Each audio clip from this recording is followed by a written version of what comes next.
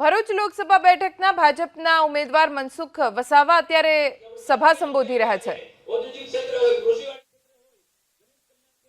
अलग अलग योजना લઈને આ રાજ્ય અને કેન્દ્રની બંને સરકારો જબરજસ્ત રીતના કામ કરી રહી છે અને સરકારે કરેલા કામો એ લોકો સુધી ગણવા માટે આપણે વિકસિત ભારત સંકલ્પ યાત્રા સુધી આખા ભરૂચ લોકસભા વિસ્તારની અંદર એક ગ્રામ પંચાયત સુધી આપણો રથ વિકસિત ભારત સંકલ્પ યાત્રાનો રથ 108 ગેરંટી વાળી મોદી સરકારની ગેરંટી વાળી યોજનાને લોકોની વચ્ચે પહોંચ્યા છે। એટલે કરેલા કામો પણ આપણે લોકોને ગણ્યા છે। હવે મતદાનના સમયમાં આપણે થોડી કાળજી રાખીશું।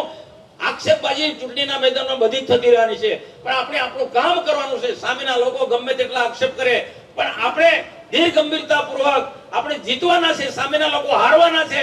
એટલે જે હારવાનો હોય હારેલો જુગારી બમણું કહેવત છે, હારેલો જુગારી બમણું રહે અને જ્યારે દીપક ખોલવાનો થાય ને તો મોટો ભડકો રહ્યો છે। એટલે આપના નેતાઓ હારવાના છે, એટલે પેલા દીપકની જેમ હોલવાતા દીપકની જેમ એક ભડકો કરી રહ્યા છે, પણ એનાથી ગભરાવાની જરૂર નથી।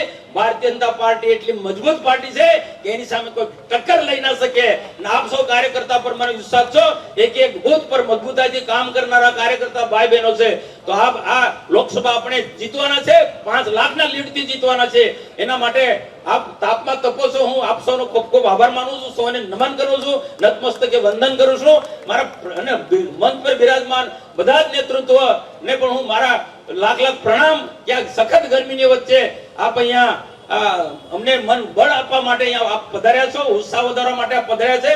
આપ સૌનો આભાર। અને પત્રકાર મિત્રો આ જે સંદેશો અન્ય લોકો સુધી પહોંચાડવા માટે આપ પણ તાપમાં ઉભા છે, આપનો પણ ઘણો ઘણો આભાર।